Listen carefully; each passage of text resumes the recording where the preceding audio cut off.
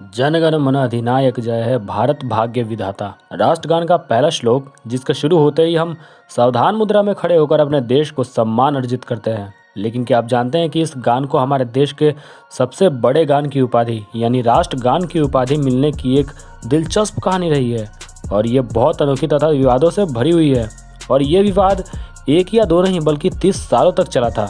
आज भी हमारे देश में ऐसे कई लोग हैं जो इसे राष्ट्रगान नहीं बल्कि राष्ट्र विरोधी गान मानते हैं, क्योंकि उनका मानना है कि इस गीत को हमारे देश के लिए लिखा ही नहीं गया था बल्कि उस वक्त के ब्रिटेन के राजा जॉर्ज फिफ्थ के लिए लिखा गया था। तो आखिर कितना सच या कितना झूठ छिपा है इन बातों में, करेंगे इस वीडियो में इन बातों के दूध का दूध और पानी का पानी। हेलो दोस्तों, आप देख रहे हैं द फैक्ट्स यूट्यूबर और आज का सवाल है कि क्या हमारा राष्ट्रगान हमारे देश के सम्मान में नहीं लिखा गया था? अगर ना तो फिर किसके सम्मान में लिखा गया था, और अगर हाँ तो फिर 30 सालों तक ये विवादों से घिरा क्यों रहा?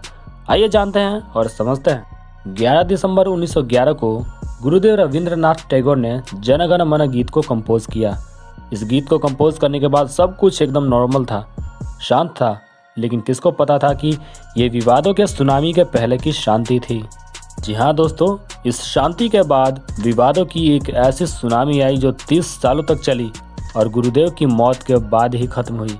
दिसंबर 1911 को कांग्रेस के कलकत्ता सेशन में पहली बार जन गण मन गीत को पब्लिकली गाया गया और यहीं से शुरू हुए इससे जुड़े विवाद, क्योंकि इसी वक्त हमारे देश की राजधानी कोलकाता से बदलकर दिल्ली को बनाया जा रहा था, जिसकी घोषणा करने के लिए ब्रिटेन के राजा जॉर्ज फिफ्थ इंडिया आए थे और लोगों ने समझा कि इस गान को उन्हीं के सम्मान में गाया गया है। तो आखिर ऐसा क्या था इस गीत में कि लोग टैगोर को देशद्रोही तक कहने लगे?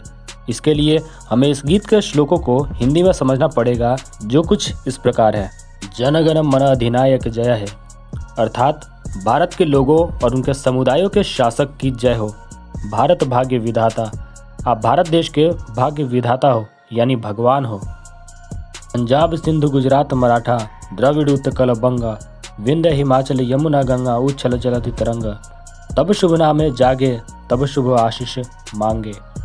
पंजाब सिंधु नदी का क्षेत्र, गुजरात, महाराष्ट्र, दक्षिण भारत, उड़ीसा और बंगाल के लोगों से लेकर ये विंध्याचल और हिमालय की पहाड़ियाँ तथा यमुना और गंगा से लेकर महासागर की उछलती गतिमान समुद्री तरंगे, ये सभी आपकी मंगल की कामना करते हैं और आपके लिए आशीर्वाद मांगते हैं। गा है तब जय गाथा, हम सभी सदैव आपकी जीत की गाथा यानी गीत गाते हैं। जन गण मंगलदायक जय है भारत भाग्य विधाता, हमारे लोगों और समुदायों के भाग्य दाता की जय हो।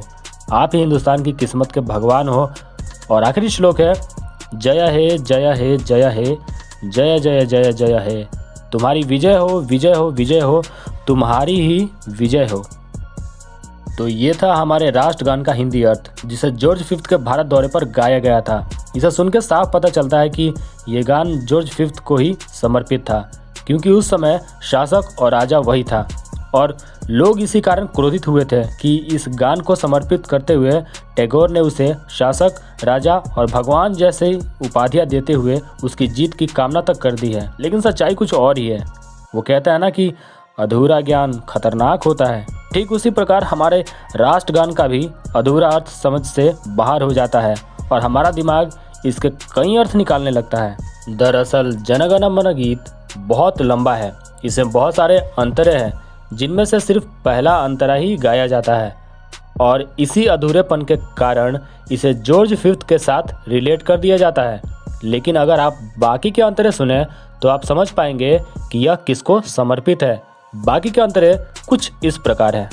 पतन अभ्युदय बंधुर पंथा युग युग धावित यात्री, हे चिर सारथि तव रथ चक्रे मुखरित पथ दिन रात्रि, दरुण विप्लव माझे तब शंखध्वनि बाजे। अगर आप इन अंतरे को ध्यान से पढ़ें तो देखेंगे कि इसमें चिर सारथी शब्द का प्रयोग हुआ है और हमारी भारतीय संस्कृति के अनुसार चिर सारथी शब्द का प्रयोग केवल भगवान श्री कृष्ण के लिए ही किया गया है। महाभारत युद्ध के दौरान श्री कृष्ण ही अर्जुन के सारथी बने थे। इसमें एक और श्लोक है जो मैं आपको समझाना चाहूँगा। दारुण विप्लव माझे तब शंखध्वनि बाजे, यानी भयंकर युद्ध चल रहा है और उस बीच तुम्हारे ही शंख की ध्वनि चारों तरफ गूंज रही है। तो मैं आपकी जानकारी के लिए ये बता दूं कि जॉर्ज पंचम न तो रथ चलाता था और न ही उसे शंख बजाना आता था। ये भगवान श्री कृष्ण ही थे जो महाभारत युद्ध में अर्जुन के सारथी भी बने थे और शंखनाद भी करते थे। कंक्लूजन ये है कि गुरुदेव रविंद्रनाथ टैगोर एक सच्चे देशभक्त थे और उनके द्वारा लिखा गया हमारा राष्ट्रगान हमारे देश को ही समर्पित है, न कि जॉर्ज पंचम को। आशा करता हूँ कि आपको इस वीडियो से हमारे नेशनल एंथम के विवादित इतिहास की थोड़ी बहुत भी जानकारी ज़रूर मिली होगी। अगर ऐसा है तो प्लीज़ दोस्तों कमेंट सेक्शन में कम से कम यस जरूर लिखना, ताकि मुझे ऐसे ही और वीडियोस बनाने के लिए मोटिवेशन मिलेगा। मिलता है नेक्स्ट वीडियो में। दोस्तों आपको हमारी ये वीडियो कैसी लगी कमेंट करके ज़रूर बताएं और हमारे देश से जुड़े ऐसे ही फैक्ट्स के बारे में जानने के लिए हमारे चैनल को ज़रूर सब्सक्राइब करें।